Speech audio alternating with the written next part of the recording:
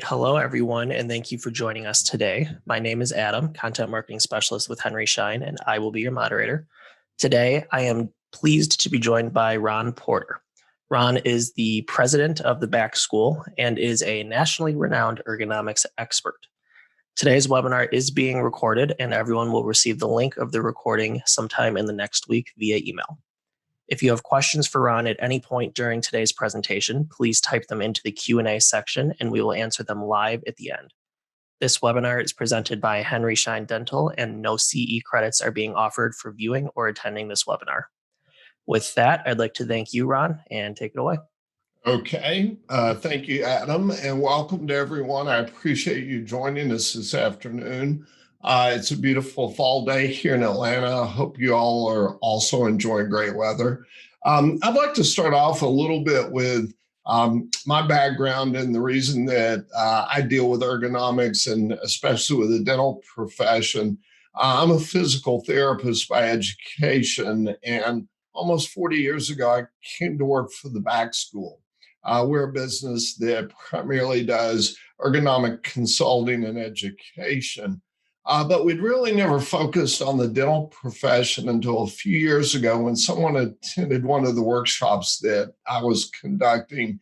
And he said, "Have you ever looked at the dental industry?" And I said, "Well, over the years, I've done some work with dentists, dental assistants, dental hygienists, but we've never really focused on it." And so we began doing some digging, and to my, I guess, horror, I would say, I started to recognize the number of musculoskeletal disorders that were occurring in the dental profession.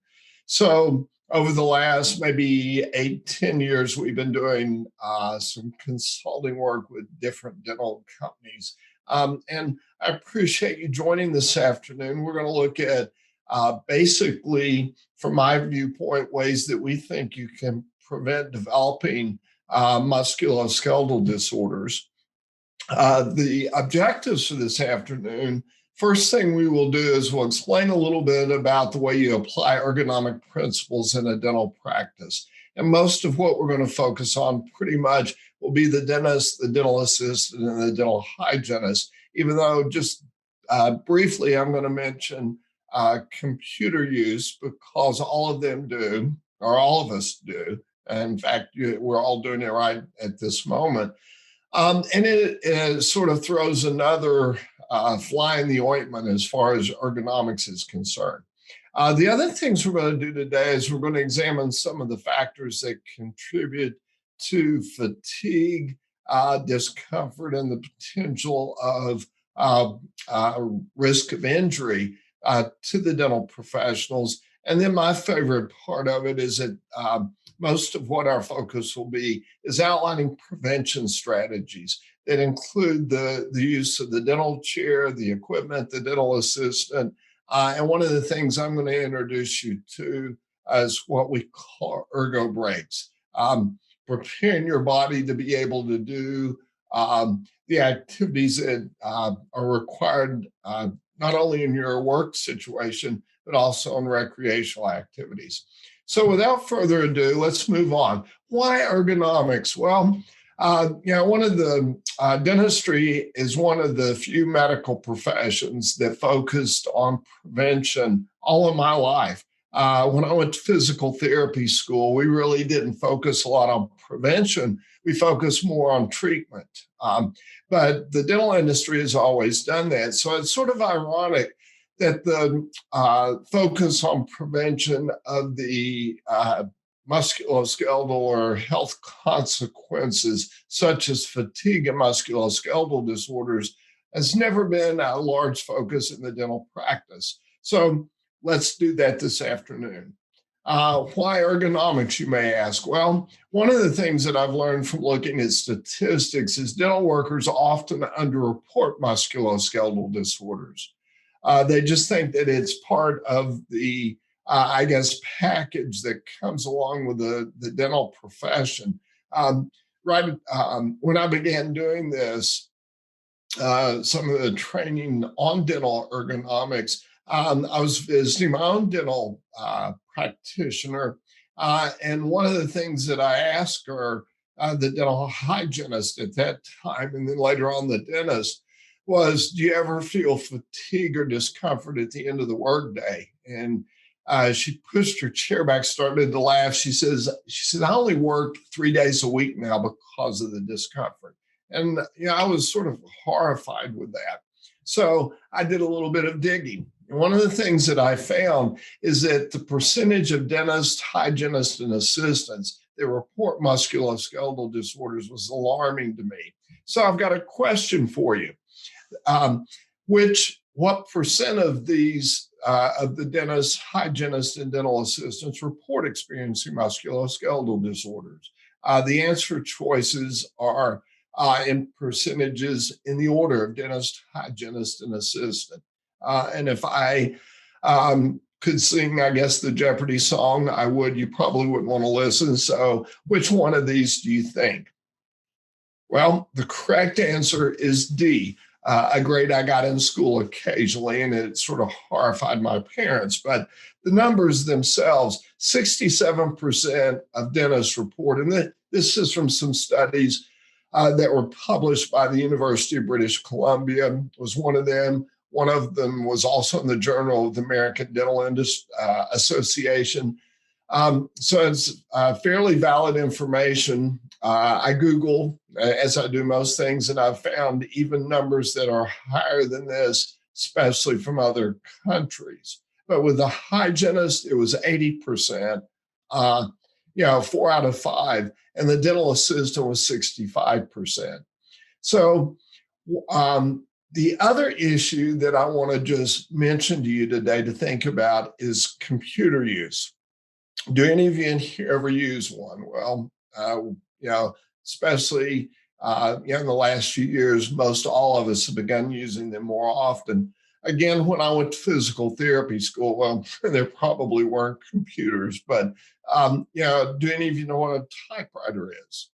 So, typewriters involve more movement, more physical activity. With computers today, and most all of us now carry one. This smartphone that I've got here actually has a faster processing and does better work than the first computer we bought at 286. But with computers, we're in static postures for long periods of time, sitting with our hands out in front of us. Sounds very similar to what dental practitioners do.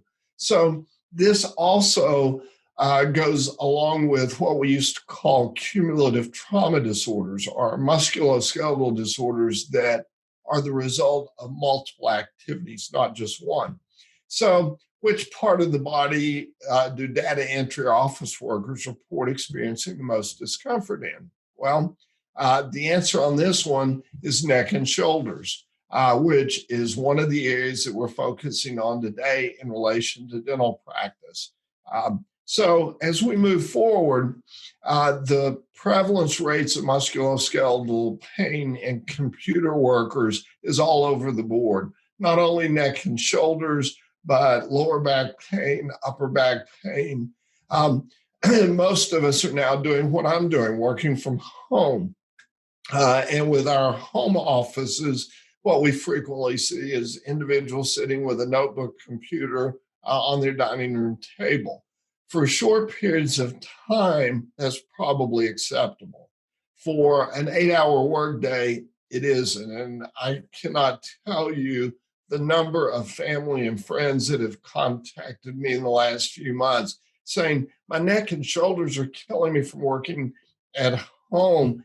Can you assist me? And then we end up doing one of these Zoom calls, and I find out that most of them are sitting in a dining room or kitchen chair at the table, or they're sort of slouched down on the sofa with it on the coffee table. So let's look at, some of the other issues that we need to address today with the dental profession. Another University of British Columbia survey found that 3 out of 5 dentists, 3 out of 4 hygienists, and 3 out of 5 dental assistants, fairly similar numbers to the ones that we looked at, stated that they lived with the pain, they just tolerated it. As a physical therapist and as a caring human being, this is unacceptable. So let's look at some things that we can do to try to alleviate that. Well, 2020, another issue occurred, as we're all aware, the COVID-19. And last, maybe 2 weeks ago, I had my dental appointment again. This is the dental hygienist. Her name is Maylene. She was very helpful in allowing me to take a few photographs from the practice there. And so I asked her again for feedback. I said, what differences has occurred in your all's practice that I could address as in this ergonomics presentation? And so she said, basically, there were two issues. One is the cleaning process of the operatory. It's a lot more effort in between patients. You notice over here on the left, when I arrived there, they had me gargle, I think it was peroxide and some other things that cleaned me up a little bit. The other thing that they're doing on the right side is the air purifier. But she said, I spend more time cleaning between each patient. The other thing that she said she now does is she wears two masks. She wears I guess it's in the N95, and then it's covered with a different mask. So it makes it a little bit more difficult for the breathing process there. The additional thing that she pointed out to me is that most people have probably delayed dental visits. And so the amount of effort required to do the cleanings and the other procedures has also increased. So as we look at things today, we want to look at ways through ergonomics that we can decrease some of these risk factors, the fatigue that comes from not only the stress of dealing with additional risk factors of COVID-19, but also the fatigue that is a result of increased effort and perhaps less time to be able to provide the services. So I ask, why ergonomics in the dental industry? Well, the first thing that we're going to look at today is we're going to look at ways to decrease fatigue. Are any of you, or here in Georgia, we call it being tarred. We spell that T-A-R-R-E-D. But are any of you all fatigued right now? What about at the beginning of your workday? Fatigue is an issue. It's a warning sign, especially if it's localized in certain parts of the body. The other reason that we do ergonomics is ergonomics actually is about increasing productivity. Most people think when they hear the word ergonomics, it's posture, and it's going to reduce musculoskeletal disorders, which modifying postures will hopefully assist you in doing that. But ergonomics originally grew out of human factors, and it was part of the process that was designed to make people more effective, more efficient, and more productive in the workplace. So today we're not just talking about ways to reduce fatigue or the risk of injury, but we're also talking about things that can increase the productivity in the practice, where you can actually finish work earlier, feel more refreshed, less fatigue at the end of your shift or your work day, so that you're able to do the activities that you enjoy doing. A term that we use at the back school, and something I'd like to ask you to think about this afternoon, is workplace athlete. Most of us at one time or another have probably participated in sports. The way I learned about physical therapy is when I was in high school, all of the cool boys went out for football. So I did that. You can't really see my physical appearance very much here, but I'm about 5'8" and wringing wet, maybe 150 pounds. And when I was in high school, I was not even as powerfully built as I am now. And so I went out for football. Actually, I didn't make it all the way to the football season. They sort of used me as a tackling dummy. And so I sustained an injury. They sent me to a physical therapist. And she said to me, she said, sweetheart, she says, are you the kicker? And I said, well, no, ma'am. She says, well, honey, she said, you're in the wrong sport. Those big boys are going to kill you. So we often don't look at our work activities as a sporting activity, but basically the ability to use our bodies is the same in sports as it is in work.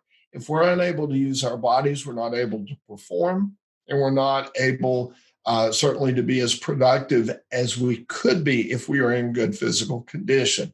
Elite athletes know that, and after this presentation today, I want you to be an elite workplace athlete. Work activities in the dental practice last for 8 to 12 hours or more per shift or per day. The activity of most sports lasts for only a few hours.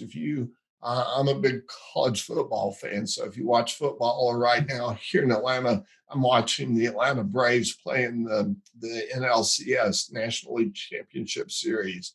But those activities last for a few hours. Yet athletes know the importance of using the best equipment, using the best performance techniques, and keeping their bodies in the best physical condition. This is another definition of ergonomics. What we're going to look at today is choosing the best equipment and using it correctly, and also keeping your body in the best physical condition. That is where our ERGO breaks come in. So one of the things I'm going to ask you to do, and I'm going to do myself ever so often during this 45, 50 minutes that we're together this afternoon, is I'm going to go through a couple of what we call ERGO breaks, or some exercise activities that I want to encourage you to do maybe at the beginning of your day, as you walk from one operatory to another operatory. Anytime you can grab 20, 30 seconds of time to move your body around a little bit. And a little later in this presentation, I'll explain to you my reasoning why this is so important. So on our website, which is thebackschool.net, you can find this ERGO break sheet for you to use, or you can send me an email. I'd be delighted to send you a copy of it. We also have it available in Spanish and in Mandarin. And these exercises are the ones that we put together, primarily often used in the dental profession. And one of my favorites is the neck and shoulder stretch down here on the bottom of the screen, or this is a little bit larger view of it for you, those of you that are watching this on a small screen. It's designed basically to pull us back into more of a neutral position. We spend a great deal of our day looking forward and down, especially in the dental profession, but then we add to it these other activities of looking down at our phone. If you've got children, you look down. Even for safety reasons, we need to look down when we're walking. So when we do ergonomics in the industry, we focus on that. So this neck and shoulder stretch is an easy one to do. Takes maybe 15 seconds or less. And so what I'm going to ask you to do is hold your hands in front of your forehead, breathe in through your nose, and then as you blow out through your mouth, pull your elbows down and back while turning the palms toward the side walls. What you should feel there is a little bit of stretch in the shoulders and maybe a pinch between the shoulder blades. Once you get into this position, take another big breath in through your nose, blow out through your mouth, pull your elbows down and back a little bit more, and one more time, big breath in, exhale, and pull your elbows down and back. This is designed to basically stretch the chest a little bit and pull you back into more of a neutral position, which decreases strain not only on the shoulders, but also on the neck area. So this is a really good exercise, and I would encourage you to do it as often as you can. Another question I want to ask you about being a workplace athlete is, what is your plan? How many years do you plan to practice? The longer you're going to practice, the more important it is to keep your body in good physical condition. A friend of mine is an athletic trainer. He works for the NFL, National Football League. And I was talking with him one day about injury rates. And he says, well, you know what NFL actually stands for? I said, no, what? National Football League? He says, no, stands for not for long. And I said, what do you mean not for long? He says, the average length of a career of a professional football player is about 5 years. And he said, by that point, most of their bodies are so destroyed from the activities they do on the job that they're not able to basically not only play pro football anymore, but often not even able to enjoy their lives. And so, one of the things that I want to ask you to think about today is how long do you want this body to perform for you?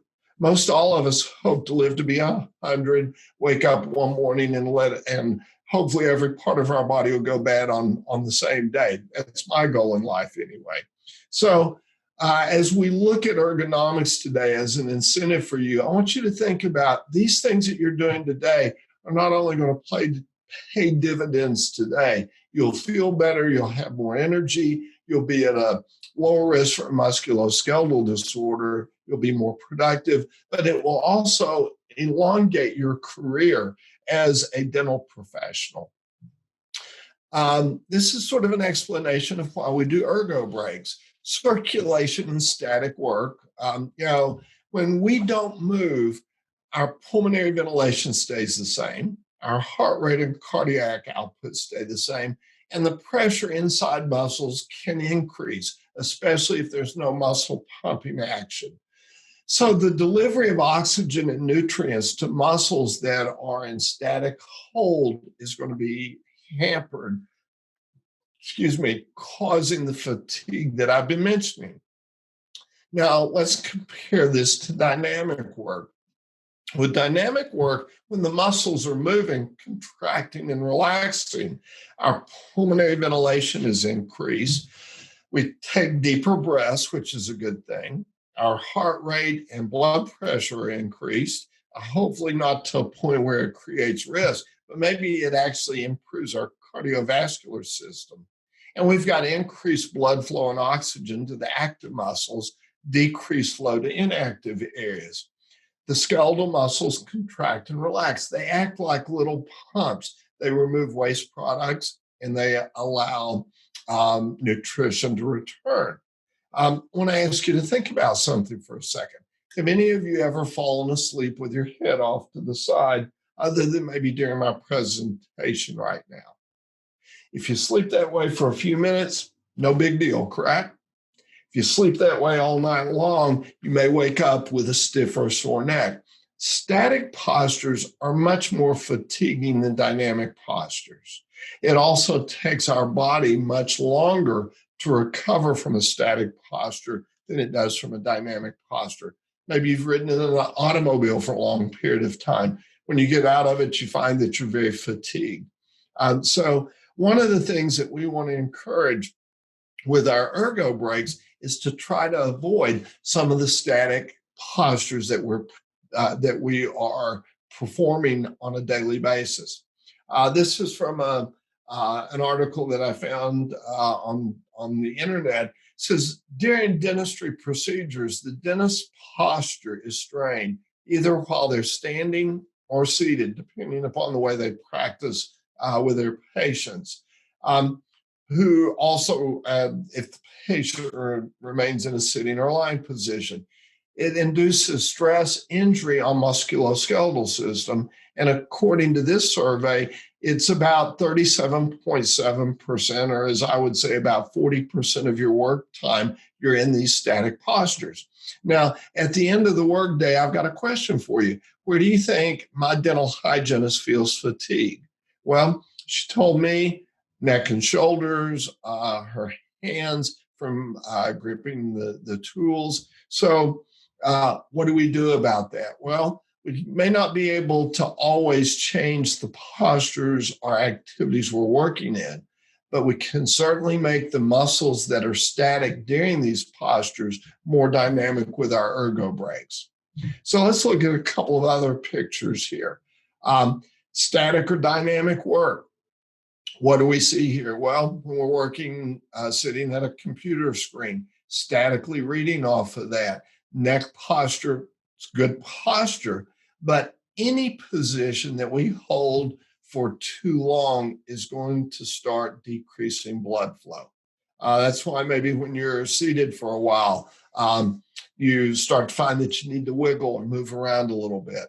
So here with the dental assistant and the dentist, we notice, again, static or dynamic postures. The ones that are mostly static are the ones in the back and the neck. The ones that are dynamic are more going to be in the arms and hands. So at the end of the workday, possibly we feel more fatigue in this area, in the neck and back, than we do in the arms and hands. Data entry we've talked about. Again, we can see the static positions here. With the individual, this posture with the arm, I always call it chicken winging a little bit, where you've got your arm away from the body. That creates even more stress on the muscles in the neck to be able to hold the arm in that position. Same thing goes for reaching out to the computer keyboard. The longer we hold our arms out in front of us and the further out we hold them, the more fatigue it generates. Why do people hold their arms at a long distance? A lot of times they can't get in closer to the work area. And that creates a lot of fatigue, not only up in here, but down between the shoulder blades. So even on days when we're just doing work at computers, we may feel a lot of fatigue and discomfort in that area. Another thing that we've identified in ergonomics is worker habit is often one of the significant contributors to the fatigue and discomfort that we see people develop. It's not always the design of the equipment, but it's often, as we refer to it in ergonomics, the way the employee uses it. When we go do ergonomics evaluations, whether it's in a dental practice or an office or an industry, we're evaluating work as performed, not work as designed. I'm sure all of you often or on occasion have found that there is equipment that we have that was designed to make our jobs easier, but we choose not to use it. I find that a lot of times in offices where the ability to raise and lower the chair is something that individuals are not taking advantage of. So what are the posture habits? Well, we learn habits, basically from the way we're taught or from observing others, or maybe from how the tools of workstation are designed. This is a dental student. This is one of the photographs that I was provided with. Look at the posture that we have there. What is his head weigh? Well, it's about the weight of a bowling ball. And so to be able to support it in this position, we have a great deal of fatigue created back in the neck and the shoulder area. And if that's done for a long period of time, it's going to accumulate over a period of days, weeks, months, and years. So what can we do to prevent this fatigue and discomfort? That's what we want to focus on for the remainder of I guess I got about maybe 30 minutes left, 25 with you. What is the power zone? Well, at the back school, we look at the power zone for workplace athletes. And what I can ask you to do is drop your arms to the side, bend your elbow at a 90-degree angle. Let's see if I can get back far enough for you to see that. This position will be my power zone. Arms relaxed or shoulders relaxed. Bend the elbow at about a 90-degree angle, and you're in your primary power zone. The more time you can work in this position, the less stress and fatigue you've got on your body. So works the same in an office environment, at data entry. Bend the elbow at a 90-degree angle, or if you don't know what 90 degrees, it's sort of an L-shaped position. The more of your day that you can spend in this position, probably the less stress on the structures of the spine, the neck, upper and lower extremities, and also on the musculature that is holding them in that position. So fatigue is a warning sign. I mentioned this a little bit earlier today. Here in Georgia, we call, instead of fatigue, we often use the word tired, T-A-R-R-E-D. Where do you feel tired at the end of your workday? Where do you feel fatigued? Well, fatigue is a warning sign. In athletics, we want our athletes to work at peak performance. But often we find that those of us that perform work activities push our bodies to a point where we develop fatigue, maybe even discomfort. Certainly, we want to try to avoid pain and lost time injury. So, what do we do to address this? When you start to feel fatigue, depending upon what part of the body it's in, you want to apply an ergo break. So that leads us into the second one that we have here. This is what I call show me the money or pay up. And with this one, if you have fatigue in your arms, your forearms at the end of the day, maybe some of you have heard of tennis elbow epicondylitis or wrist and hand problem, hold your palm out in front of you and say, pay up. And then what you want to do is you want to slide your thumb underneath the wrist, place the fingers on the palm, breathe in through your nose. As you exhale through your mouth, pull that palm down like you see in the drawing there. And what you should feel there is a gentle stretch in the forearm. So pull it down, take another breath in through your nose, blow out through your mouth, and one more time, big breath in, exhale, and pull down. That will help alleviate some of the tightness and discomfort in the forearm and in the hand.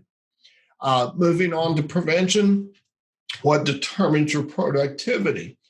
Is it the speed of the machine, the speed of the worker, or the stamina of the worker? Well, the correct answer on this one is C. It's the stamina of the worker, or often we call it endurance. Right now, here in Atlanta is 2:30. This is often the time that I start to feel a little bit of fatigue. We used to call it the Snickers break. You know, sometime in the mid-afternoon, we need a Snickers bar or something to give us a little bit of extra energy. Endurance is important, especially in athletics.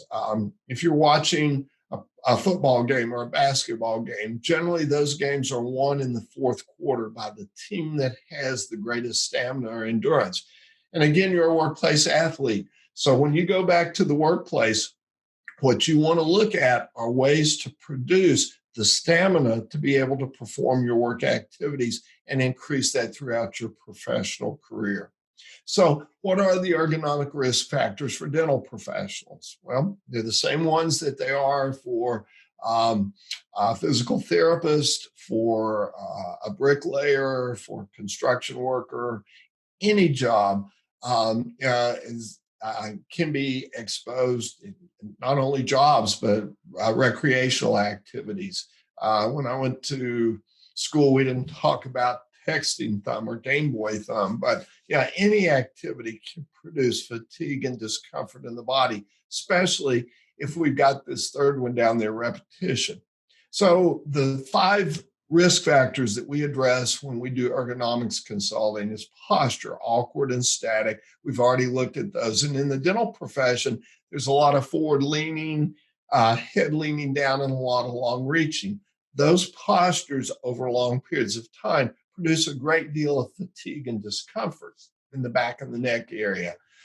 Force issues. Force would be things like gripping or pinching for long periods of time. Lifting, push, pull, and carry. And the dental practice is probably more grip and pinch, but I would imagine on occasion you're also doing lifting activities. Maybe there's pushing and pulling of equipment and carrying. So when the force required exceeds the ability of the individual to perform it, that's when the risk gets really great. For example, lifting a load. What is the maximum safe load for you to lift? Well, the answer there is it depends. According to some government studies, it's about 50 pounds, but it also depends upon your age, your physical condition, whether or not you're fatigued. The modifier for ergonomic risk factors is repetition. It's your frequency and duration. The more often you do something, the longer you do it, and the speed at which you do it are all things that exacerbate your force issues, your grip and pinch, and your posture issues of leaning and long reach, as well as the other 2 that are listed down here. Contact stress or impact stress is another issue that creates risk for musculoskeletal disorders, especially when we rest against something. It does something similar to what static postures do.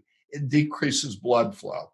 As all of us know, blood brings in nutrition, it removes waste products, and it's a really important aspect of our body to keep ourselves healthy. Vibration is another ergonomics risk factor. It can be whole body vibration, like someone using a jackhammer or driving a forklift, but it can also be hand arm vibration. For example, holding drills or tools that vibrate. Not only or when you hold something that is vibrating, generally you'll see people grip things harder. So it's more grip force or more pinch force because the sensory input from holding that item is not as great. The other thing that vibration does is it can cause spasm of the blood vessels, which also decreases blood flow. So all of these issues that we see here, to some extent, are what we call at the back school a nutrient issue. It's decreasing blood flow, which brings in nutrition and also removes the waste products. So what are these risk factors? Well, we said posture, force, repetition, contact, stress, and vibration. Let's look at a couple of pictures here. This was the dental student we were looking at. Do any of you see an awkward posture there? Do you see any grip or pinch forces? And certainly I'm going to assume there's going to be a lot of repetition. Where do you have contact stress? Well, in this situation, a lot of it may be in the back part of the leg. When you're seated in a chair, one of the things we're going to discuss in just a moment is it's really important to keep your feet flat on the floor, not back underneath the chair like this. This cuts off blood flow down into the legs and feet. Could be another issue there. Back to melee again. We're looking, and this is me, that we got someone else to take the photographs, but where do we see awkward postures? Well, pretty much the same thing that we saw with the dental student there. Neck and shoulder, the grip and pinch forces. Is it going to be a repetitive activity? Yeah, you bet your bottom dollar it's going to be a repetitive activity. That's what she says she does pretty much all day long. We see another one here.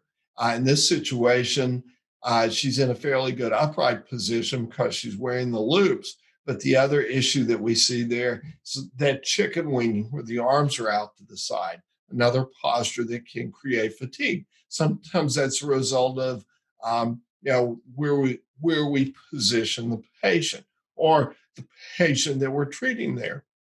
Maybe they're elderly or they're a plus size worker and we're dealing with something there where we've got to have our arms in an awkward position. This one, the reason I wanted to add this in there is I want you to see the fact that even though she's seated in a chair, she's not using the most important part of that chair, the backrest or the back support. And this one, again, the same thing.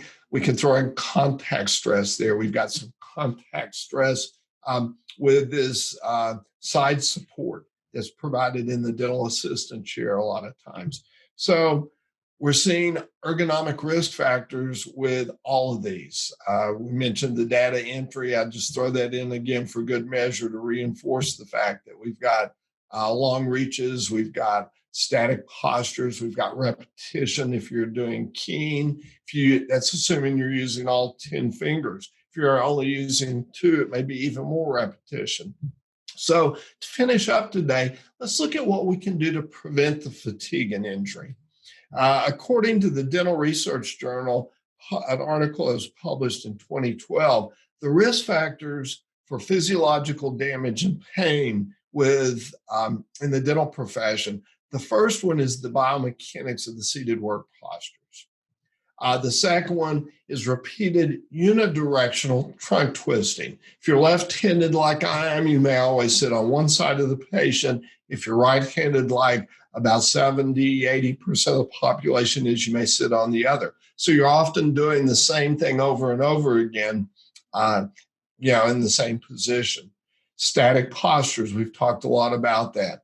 Another issue that we want to look at is flexibility and core strength. So that gets me to throw in my ERGO Breaks again. And then the last one down here, the operator's knowledge on how to adjust the ergonomic equipment. So why what are some of the essential ergonomics that we need to learn? First thing we want to learn is use the features of the equipment to improve position and team of, as well as the patient. The headrest is certainly something that can allow you to reposition the patient, place them in a position so that it's easier to access and to be able to see what you're doing there. Adequate space in the operatory behind the chair so it allows the individual to move around more. The magnifying loops, certainly things that allow you to see larger decreases the ability for the person to lean in. And then also use of an assistant. A lot of times having other people assist you, especially the dentist using an assistant, can help decrease fatigue and increase the stamina for the work activities.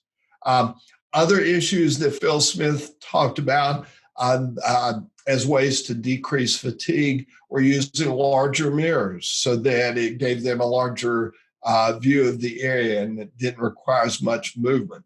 Ergonomic instruments, we'll look a little bit at that in a minute. Strength training or stretching, my ERGO Breaks. And then the other thing that I would encourage you to do that we frequently do in our ergonomic evaluations is ask someone else to take a photograph of you as you're performing some of your dental practices, and then look at that photograph. Are you seated in a comfortable neutral position? Are you in a more awkward position? And is there anything that you can do to try to alleviate that? Often what we do in ergonomics is we take before and after photos. This is the way you looked when I got here. This is the way you look after we finish up. So third ergo break, this is one that I call show me your Fitbit or show me your watch. With this one, it's designed to stretch the muscles in the upper part of the arm, which are also used a lot in the dental practice. So make a fist, pull it down toward the floor, slide that thumb underneath there again, or maybe let's see if we do it this way. So slide the thumb underneath, place the fingers on top of the hand, breathe in through your nose, and then as you exhale through your mouth, increase the stretch down and turn the hand away from the body. What you should feel there is a stretch in the upper part of the arm. So try that again. Big breath in, exhale, turn the hand down and in, and you should feel a good stretch there. Moving right along, the way we address risk factors in ergonomics is with engineering solutions, administrative solutions, PPE, and work practice controls. So let's review these. What are the engineering solutions? Well, the first one is choosing a good chair, especially one that allows easy access where you've got a small backrest and the dentist or the professional can slide underneath there. Other engineering controls, we mentioned the loops, adequate lighting, and choosing the right chair, the right seated equipment for you. Seating is very important. And one of the things that we want to look at with the seating is the ability that it allows you to sit with your hips higher than your knees. As you can see in this position, if you're seated right now, if you slide forward in that chair, or if you tilt the seat forward and down, like you see here, dropping your knees below your hips, what you should start to notice is it allows you to sit in more of an upright or straight position, which decreases the force of gravity down on the back and the neck. And as you can see there, she's smiling. So obviously good ergonomics makes you feel better. The dental assistant stool, adjusting it correctly so that it allows the individual to have something to lean against, especially when they're using both hands. It's particularly important. Also a place to support the feet so that the individual is not sitting with their legs dangling. That creates a lot of fatigue. This is another option that a lot of people use, the saddle seat. You'll notice here that with the position that the individual is in, it allows them to tilt forward. Often flat seats like this keep the individual in a position where it's difficult to get their knees below their hips into a more ergonomically correct posture. Another engineering solution would be looking at the hand instruments that you use. Hollow resin handles, larger diameters, makes it easier to grip or pinch. Rounded or textured grooves also requires less force to be able to hold on to them. Carbon steel construction, making them lighter weight, may also be important. And another thing that I've learned in doing a little bit of research is color coding may make instrument identification easier. So it doesn't involve as much slowing down productivity, but also as much reaching around to look for the tools that you're using in your practice. We've talked about the magnifying systems. One of the benefits here, as you all well know, I'm sure, is it improves neck posture and provides clearer vision. Also, we talked about consider additional lighting. One of the weight of the magnifying system should also be something that's considered. But let's look at this next slide. Look at the before and after photos. As I said, in ergonomics, we frequently do this is the way it looked before we got there, and this is the way it looked afterwards. So what do we notice there? Not only do we notice that the individual seems to be in a more neutral position, but it also looks like to me a little bit that they did some adjustment of the neck position of the patient, which is another thing that we'll address before we finish this afternoon. Engineering controls, good lighting systems. The better lighting systems allow easier illumination for the areas we're working on and makes it a lot easier to assume a neutral posture. The equipment that we use. If air water syringe has a tightly coiled cord, you might want to consider replacing it with a lighter weight hose. A lot of the designs now are made so that it doesn't really require a lot of effort to pull it. Swiveling devices can also be placed on the hand pieces to reduce some of the torque. And a lot of the newer hand pieces are much lighter than some of the older models. Administrative controls, we looked at this earlier. When do you want to apply an administrative control? Well, when you're not at peak performance. So if all of you are feeling fatigued right now, let me ask you to raise your arms and yawn and stretch, or think about, do any of you in here own a cat or a dog? I've actually got a cat, but I locked her out. I didn't want her coming in here disturbing me today. But one of the things that you'll see your cat and dog do on a frequent basis is when they start to feel fatigue, they stretch. So I want to encourage you to do your ERGO Breaks. This is the low back flexor stretch, and I'm going to tilt my screen down just a little bit. What I want you to do with this one is place your hands on your lower back, actually your thumbs back a little bit on the pelvis. Breathe in through your nose, and then as you exhale through your mouth, lean back against those thumbs and look up at the ceiling. If looking at the ceiling makes you dizzy, you can look just straight ahead, but generally we ask people to look back. Then what you might want to do is come back upright, move your thumbs up a little bit above that muffin, into the muffin top. Breathe in through your nose, blow out through your mouth and lean back. And then one last time, move the thumbs up a little bit higher under the ribs. Breathe in through your nose, blow out through your mouth, and lean a little bit further back. Hopefully that makes your back feel a little bit better, and it sort of counteracts the forward leaning that we do a lot during the workday. Next issue, PPE. Well, personal protective equipment. One of the things that is worn in the dental practice are gloves. And as I did my research on ergonomics for the dental practices, I found that gloves were one of the most overlooked ergonomics items. Hand-specific gloves allow for much easier movement of the hand to grip items and decreases fatigue at the end of the workday. The other issues that you want to look at is gloves should not be too tight across the palm or too constricting at the wrist. You don't want them cutting off blood flow. And then finger length should be adequate to allow for comfortable finger movement.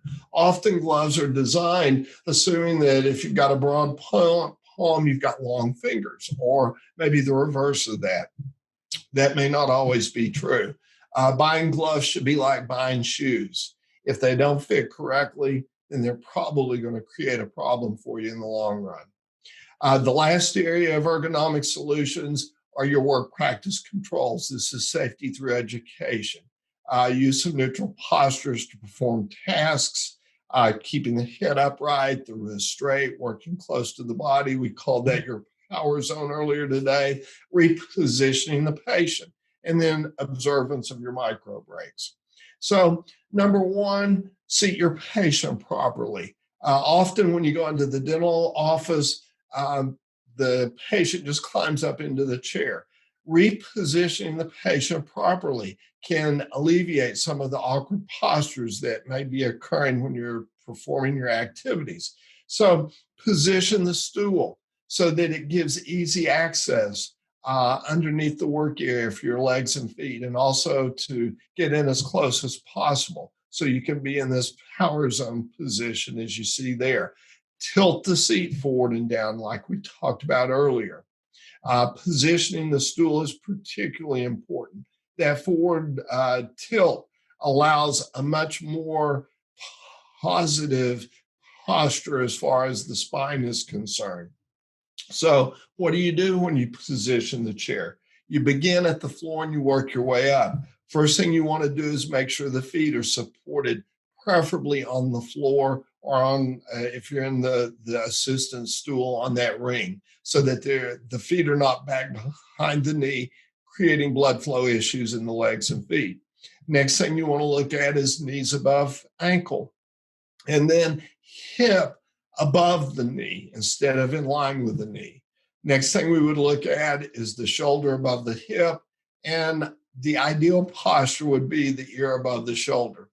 I'm cognizant of the fact that we cannot spend all of our workday in this neutral posture. And even if you did, you're still going to decrease blood flows to some areas of the body.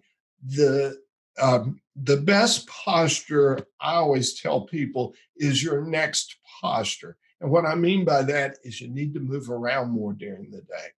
So what doctors and their staff why they work in pain, they don't have good posture. As we saw there, it's head over spine, elbows at the side, no chicken winging, the back of the stool and the curve of the back. One of the most important parts of a chair or a stool is the backrest. That's the reason we call it a backrest, so that it supports into the curve of the lower back. And then the stool height and tilt, hips above the knees, and the feet flat on the floor, as I've already mentioned, not on the stool legs. So position the patient for your access, get in close, maybe ask the patient to turn their head toward you. We as patients are only in those chairs for a few minutes. You as dental professionals are turning your heads often in the same position all day long. So let the patient be a little bit uncomfortable for a few minutes, or may not even be uncomfortable if you're using the right equipment. Articulate using the headrest, so it allows you to have better view. A lot of the chairs are designed so that the headrest will allow you to tilt back and you can be in the maxilla position or the mandible position. And then my last ergo break, and I'm sure you're glad to hear that, is one that's designed to stretch the muscles in the back part of the legs. Whether we sit all day long or we stand all day long, the muscles in our legs tighten up. And this is what we call in physical therapy a sciatic nerve stretch. It's designed basically to allow you to stretch the muscles in the back part of the leg. And so what you would do with this one, I'm not sure I can tilt this down enough for you to see me over here. Maybe I can, but what you want to do, I'm sorry, it's not quite good enough, is stand with one foot flat on the floor, the other foot out in front of you with the heel on the floor and the toe up. Place your hands on your hips as you see here.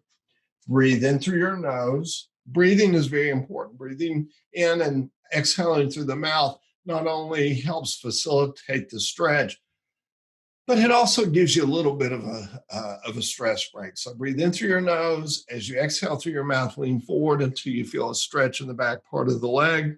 Take another breath in, exhaling a little bit further in, and one last time. So quick review, what can we do to prevent fatigue, discomfort, or injury? We can evaluate how we work today with a photo or a video. And if you've got a smartphone, ask one of your colleagues to take a photo of you working. We can use the features of the equipment to improve positioning of the team and the patient, especially the headrest. We can look at providing adequate space behind the chair to work. The loops allow a much more neutral position, as we saw, using the assistant for the dentist, larger mirrors, ergonomic instruments, and last but definitely not least, in my view, are those ERGO breaks. And again, this ERGO sheet is available on our website at thebackschool.net, or if not, I'm sure you'll be able to.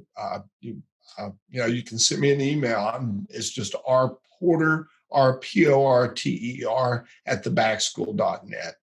So, what are the benefits of short breaks?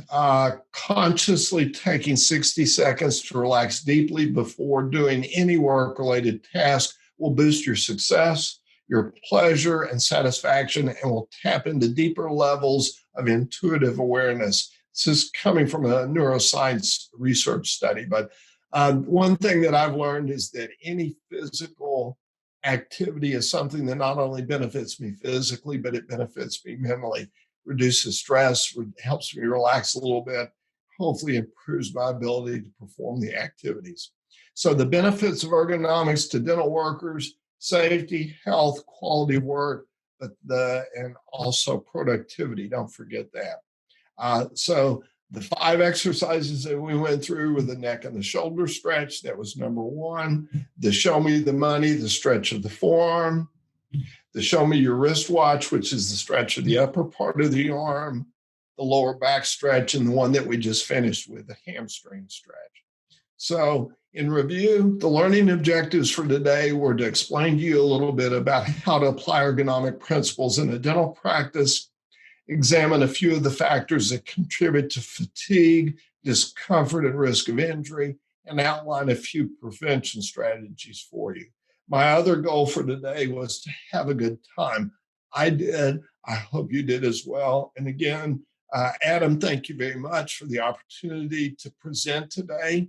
To those of you that attended, thank you very much for staying with me. If you have any questions, our goal at the Back School is to be sort of a lifetime resource to you in the area of ergonomics. So thank you very much. And Adam, are there any questions for me? Thanks, Ron. I had a great time as well. There are not too many questions, but one question I'm seeing is, of all of the postures that you correct on a day-to-day basis, what is the most common posture that you find yourself having to correct? The most common posture that we correct on individuals is forward leaning of the head and rotating off to the side. That creates flexion, creates a lot of stress back here, but rotation creates even more stress in the intervertebral discs. And so you may not always be able to correct that in performing, I realize that in performing dental activities, but I see it a lot. I do a lot of office ergonomic evaluations where people place documents flat on their desk. And so they tilt their head forward, look down, and twist it off to the side. Anytime you can alleviate an awkward posture, we used to call these injuries, Adam, sort of like a bucket of water. The more water you pour in the bucket, the more likely it is to overflow. So if you can find any way that you can alleviate the forward bending or the twisting, this little thing I keep picking on, I read an article the other day that said that most of us look down at these phones about 300 times a day. So maybe instead of looking down, holding the phone up, or better yet, don't look at the phone at all and go do something that would allow you to stay in more of a neutral posture. We got another question, which I think is quite interesting. So what are your thoughts on using an exercise ball in place of a chair when working in the office? The research, the most people say what the exercise ball does is it helps them improve the core musculature. And in research, it doesn't show that. I'm not a big fan of exercise balls as a chair replacement. If you want to use it in the gym, go for it. But the negatives of an exercise ball in an office or a work environment is there's no back support. You cannot raise or lower it. It's basically one size fits all. You can't lean back in it. Well, I guess you could once, but that'd probably be the only time you do that. And the other issue there is that there's always a possibility that when you sit down on that, it could collapse. I've worked in industry where workers used to use those, and when they sat down on it, the ball ruptured and it created a really bad situation. So use it in the gym. Physical therapy, we use it a lot of times to work on balance for people, and but not in the work environment. Buy a good chair. Just like in your office, if y'all are working at home today and you're sitting in a dining room chair or a kitchen chair, and you're going to be working from home for a long period of time, invest in a good chair. And the other thing, do what I'm doing right now. I'm standing up. I've got a standing workstation. Actually, my keyboard tray goes up and down. Move around. And you ask about posture. My parting thoughts on posture is any position is acceptable as long as it's not for too long a period of time. Go back to think about frequency and duration. Any position is okay. Just try to vary it around as much as you possibly can. Sleep on the other side of the bed. Sit in a different chair in your living room or den when you're watching television. Mix it up a little bit. Anything else? That'll do it for us today. I want to thank you for your time and your presentation. If anyone does have additional questions that we were unable to answer, please email us at webinars@henryschein.com, or I put Ron's email in the group chat, so feel free to email Ron directly. Everyone attending today's webinar will receive a link to view the recording in the coming week via email. On behalf of Henry Schein, thank you all for attending and have a great rest of the day. Thank you all.